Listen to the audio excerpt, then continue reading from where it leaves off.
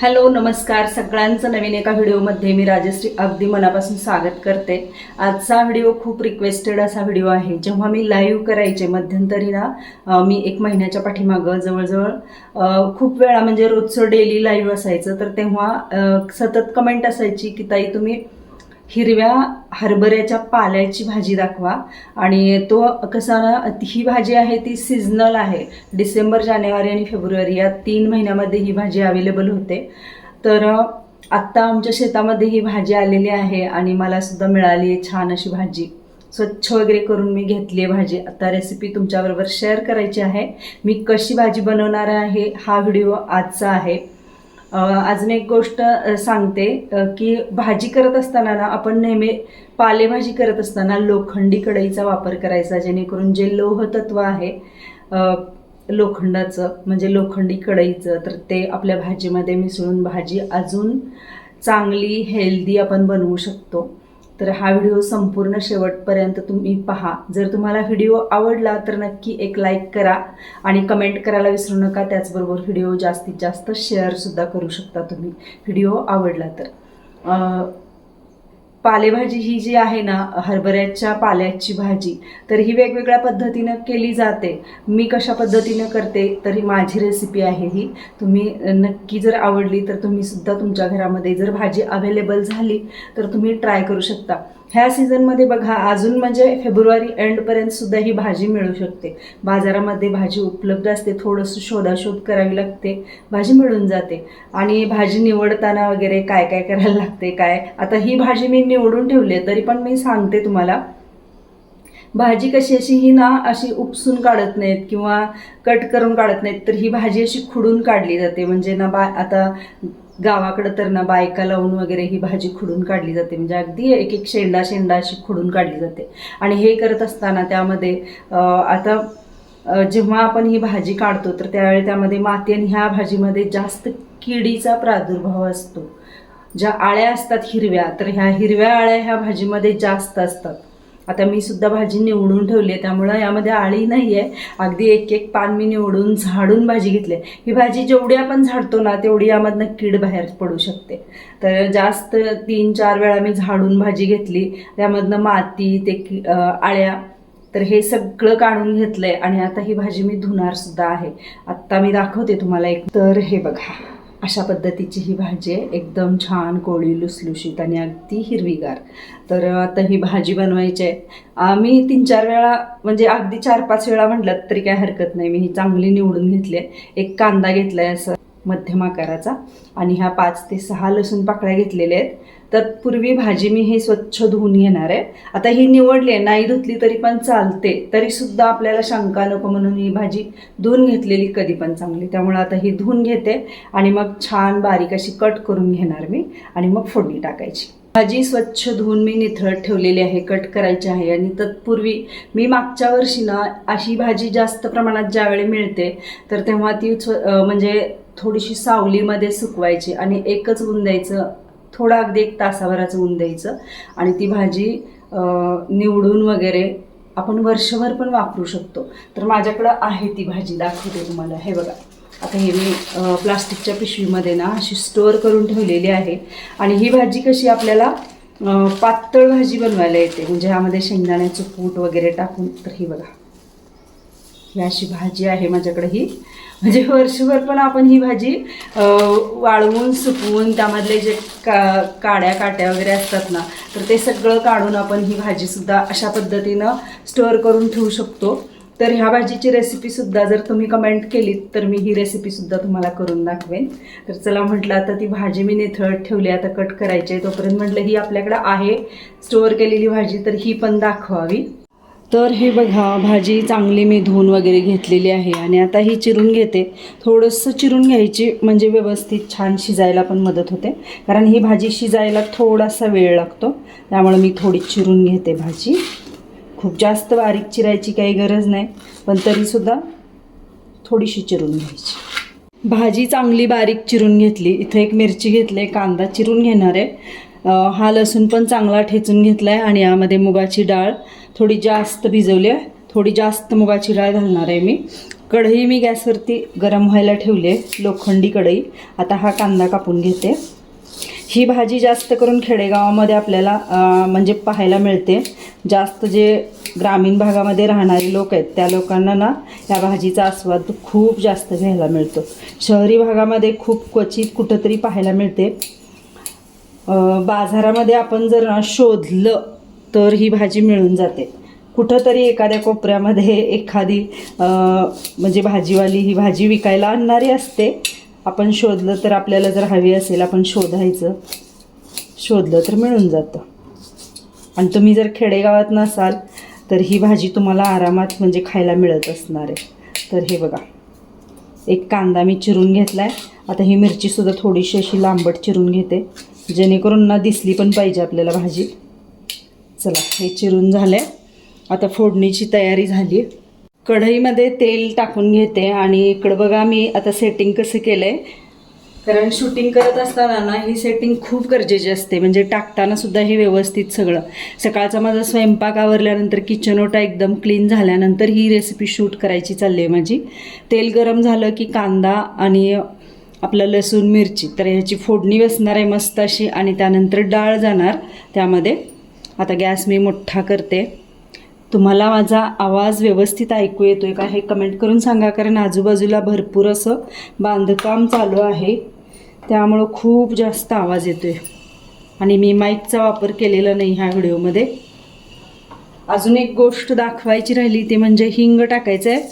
याशिवाय भाजीला चव अजिबात चांगली येत नाही. मिरच्या टाकूया,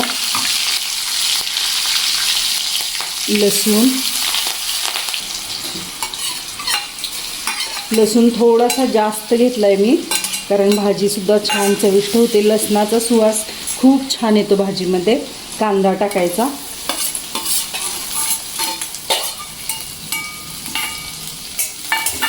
परतून घ्यायचं 1-2 मिनटं. थोडासा कलर चेंज होईपर्यंत परतून घ्यायचं. आणि त्यानंतर मग यामध्ये मी डाळ घालणार आहे. हे बघा, डाळ पण चांगली भिजले, पाणी निथळून घेतले. अगदी 1-2 मिनिटं कांदा थोडासा मऊ होईपर्यंत परतून घ्यायचं.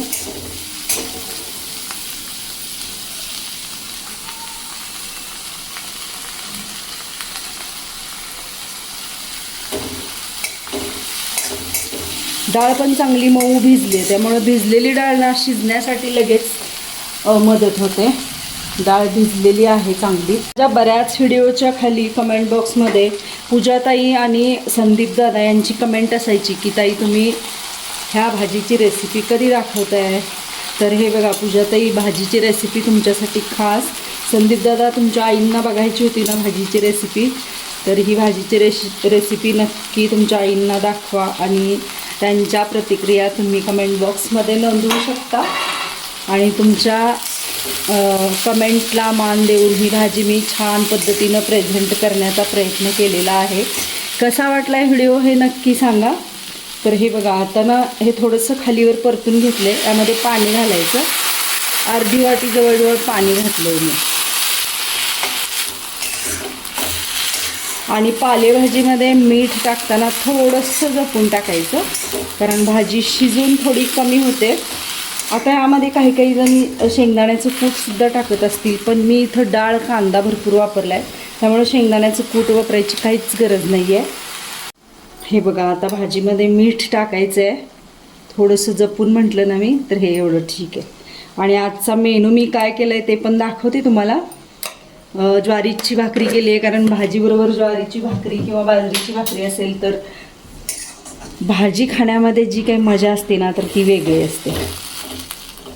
शेवग्याच्या शेंगेची आमटी केलेली आहे, पातळ आमटी. आणि ही मस्त अशी भाजी. अजून थोडंसं मी पाणी घालणार आहे आणि साधारण एक 5 ते 7 मिनिटं ही भाजी आपली शिजणार. आणि त्यानंतर मग तुम्हाला मी आजचं ताट पण दाखवते, आजचा मेनू किंवा आजची थाळी. ही भाजी फक्त मी तुमच्याबरोबर शेअर केलेली आहे. चला, आता अगदी 1-2 मिनटं फक्त मी झाकण ठेवणार. तर मैत्रिणींनो, इथं मी भाजी फोडणीला घातलेली आहे आणि अगदी 2 मिनटं फक्त ठेवणार आहे झाकण लावून. आणि त्यानंतर मग झाकण न लावता भाजी एक 5 मिनिटं शिजवायची, जेणेकरून ना भाजीचा जो हिरवा कलर आहे तो छान असा हिरवागार राहतो. ही एक महत्त्वाची टिप्स आहे. आजच्या भाजीच्या रेसिपीमध्ये बऱ्याच मी टिप्स सांगितलेल्या आहेत, तर तुम्ही त्या फॉलो करा. आणि व्हिडिओ कसा वाटतो हे कमेंट बॉक्समध्ये नक्की सांगा. आणि चला आता 2 मिनिटं झालेले आहेत. हे मी आता झाकण काढणार आहे, दाखवते तुम्हाला. हे बघा, थोडंसं कॅमेरा आपण इकडं घेऊया. मी नवीन ट्रायपॉड पण घेतलेला आहे आणि नवीन ट्रायपॉडवरती ही रेसिपी आज आपली चाललेली आहे. हे बघा, नवीन ट्रायपॉडचं अनबॉक्सिंग वगैरे हे मी काहीच दाखवलेलं नाही आहे. तर ट्रायपॉड कसा आहे दुसऱ्या मोबाईलनं मी दाखवायचा प्रयत्न करेन तुम्हाला. तर हा बघा, हा आहे माझा रिंग लाईटचा नवीन ट्रायपॉड. आणि आत्ता मी भाजी करत करत असंच मी शूट घ्यायला चालू केलं आहे. तर हा बघा, इतका उंच होतो, अजून पण उंच होतो, पण फक्त ना हे स्टँड आहे हे थोडंसं असं नाजूक आहे आणि वापरताना खूप काळजीपूर्वक वापरावं लागतं. पण आहे खूप हाईटला जास्त आहे, मला वाटते 6 फूट तरी आहे हा. आणि रिंग लाईटचा वापर पण होईल मला, त्यामुळं मग मी म्हटलं की चला असू दे. आणि इथं ना हे आहे, हे रिंग लाईटचं बटन वगैरे इथं मी क्लचर लावलं आहे, कारण हे थोडंसं वायर लोंबत होती त्यामुळं. तर हा असा नवीन माझा ट्रायपॉड ॲड झाला आहे माझ्या यूट्यूब चॅनलमध्ये. रेसिपी खूप छान शूट करता येतात ह्या ट्रायपॉडनं, असं मला वाटायला लागलं आहे. थोडंसं असं नाजूक आहे ट्रायपॉड, पण रेसिपी शूटिंगसाठी प्रॉपर आहे. त्यामुळे जर कोण रेसिपी करत असाल तर हा ट्रायपॉड तुम्ही घेऊ शकता. फक्त जरा काळजी घ्यावी लागते की सेट करताना थोडंसं व्यवस्थित हाताळावं लागतं. बॅक कॅमेरानं तुम्हाला भाजी दाखवते. हे बघा, झाकण काढल्यानंतर भाजी काहीशी अशी दिसते. अजून पाणी आहे, अजून एक 3-4 मिनटं तरी शिजवायला लागणार आहे, पण झाकण नाही लावणार, कारण डाळ पण व्यवस्थित भिजलेली आहे, त्यामुळे डाळ लगेच मऊ होते. आणि भाजीचा कलर आपल्याला हिरवागार ठेवायचा आहे, तर झाकण लावायचं नाही अजिबात. आणि लोखंडी कढईचा तर उपयोग केलाच पाहिजे. तर माझा ट्रायपॉड कसा वाटला तुम्हाला हे सुद्धा नक्की कमेंट करून सांगा. आणि जवळजवळ 6 ते 7 मिनिटं झालेत. भाजी चांगली शिजलेली आहे. अजून थोडंसं पाणी आहे, कारण मी थोडंसं मऊसर भाजी शिजावी. ही भाजी थोडीशी ना रहाट असते, अशी लवकर शिजत नाही, त्यामुळे मी थोडंसं पाणी जास्त घातलेलं. आणि आता अजून एखादा मिनिट मी शिजवणार, म्हणजे आपली प्रॉपर ही भाजी तयार झालेली आहे. ट्रायपॉडसुद्धा मी तुम्हाला दाखवला आहे. जर कुणाला ट्रायपॉड हा घ्यायचा असेल तर तुम्ही नक्की घेऊ शकता. पण एकच कंडिशन आहे की थोडंसं ना व्यवस्थित हाताळायला पाहिजे आणि अगदी नाजूक पद्धतीनं हाताळला पाहिजे हा ट्रायपॉड. तर मी आता हे बघा 6 ते 7 मिनिटं भाजीला झाकण न लावता भाजी शिजवून घेतली. आता मला ना हा असा ट्रायपॉडचा अँगल बदलून पण लगेच असं घेता येतो.